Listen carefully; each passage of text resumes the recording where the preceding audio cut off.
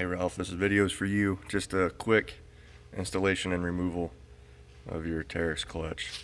You have to forgive me. I'll be holding one hand here trying to run the impacts and stuff, but you'll see right on the clutch here, it'll tell you how to loosen it. This is reverse and this is just normal. This is a 27 and this is a 22, and when you torque this down, when you're installing everything back on it, you can use this holder here and torque the primary down to 69 foot-pounds. When I put the rear on, I don't have the holder, so I just hit it with the impact gun quick.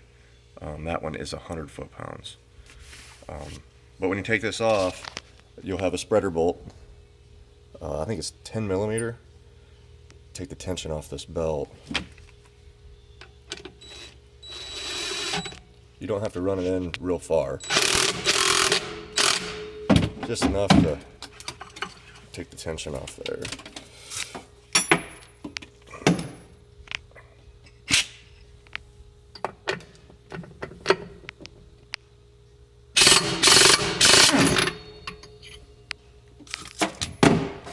When you take these washers off, they're cupped a certain way, so make sure you put them back on the same way you take them off.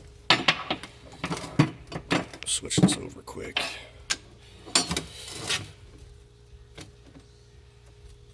A little hard to do with one hand.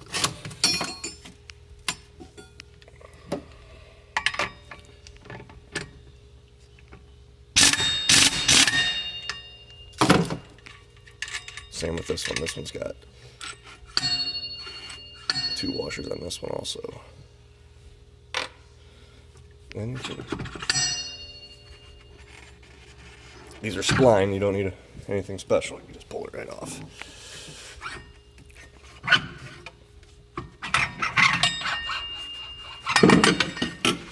And there she is, all off.